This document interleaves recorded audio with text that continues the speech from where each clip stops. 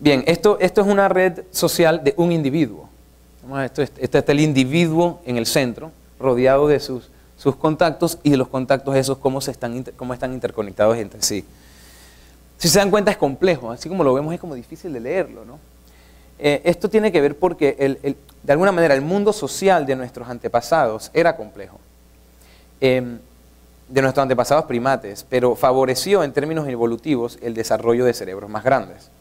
Como este individuo tenía que rastrear tantas conexiones entre otros individuos para poder permanecer y pertenecer a sociedades o a grupos de sociedades, el cerebro empezó a favorecer evolutivamente el crecimiento del cerebro para poder rastrear estas conexiones sociales y poder aprovecharnos de los sistemas. En los primates, hoy en día, y en los primates en general, hay una fuerte relación entre el tamaño del grupo y el tamaño relativo del neocórtex, ¿verdad? A cargo del pensamiento consciente. El neocórtex es este pedazo que está aquí, es la última fase de la evolución del cerebro. Disculpen, tengo una garraspera. La capacidad del cerebro de mantener registro del complejo y cambiante entorno social está limitado por el tamaño del neocórtex. Es decir, mientras más grande nuestra cabeza como especie, no como individuos, como especie, mientras más ha crecido nuestro cerebro, más hemos desarrollado la capacidad de mantener el contacto con estas redes. Lo interesante es que hay un número que se conoce como el Dunbar's Number. 150 representa el límite de relaciones de calidad que podemos mantener a altos niveles de complejidad. Muchos aquí acordarán cuando tenían 6 años que teníamos todos los mejores amigos del mundo y la vida ha cambiado y uno se da cuenta, pero uno los va soltando. Uno va soltando las relaciones de calidad por tener que generar otras relaciones de calidad. Y es porque nuestro cerebro está limitado por eso. ¿Por qué 150? Porque 150 es 150 de los individuos a nuestro alrededor. Pero yo para tener una relación de calidad con Jorge, tengo que poder preguntarle a Jorge, Jorge, ¿cómo está tu hermano Gustavo? ¿O cómo está tu papá, Jorge? ¿O cómo está, verdad, tu papá que iba a la finca de... Y uno tiene que poder rastrear un montón de conexiones que no necesariamente son del individuo directo, ¿verdad? Y esa complejidad se genera rápidamente y nos satura el neocórtex. Es literalmente como lo dice este dibujito. Este es más o menos lo que nos va pasando. El número 51 va entrando uno y el número 151 al final de la lista lo vamos sacando del consciente, de las relaciones de calidad.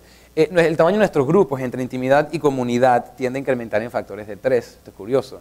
Por lo general nosotros tenemos 5 súper buenos amigos, close, gente con la que vemos todos los días que compartimos. Luego tenemos 15 que nos vemos como cada 2 semanas y vamos al bar y somos súper amigos y súper close y que así la playa, no sé qué, ¿verdad?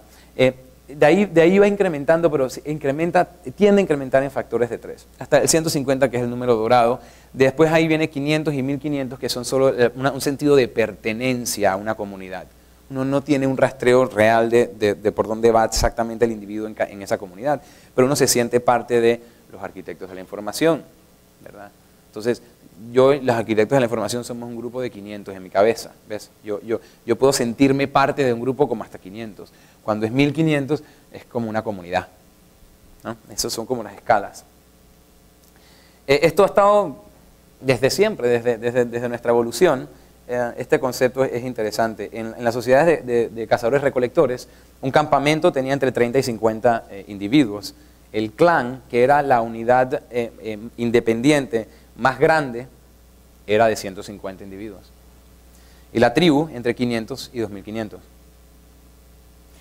Esto pasa también en las empresas.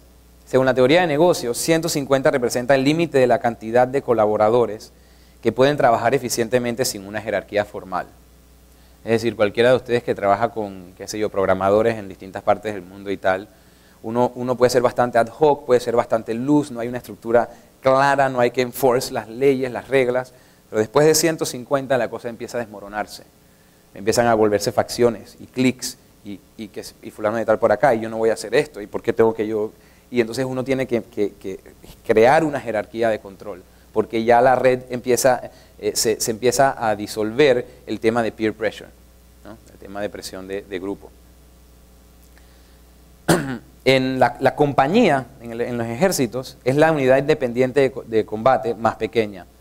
Tiene un promedio de 150 soldados. En la academia, en el mundo académico, 150 representa la cantidad de investigadores que un individuo puede seguir.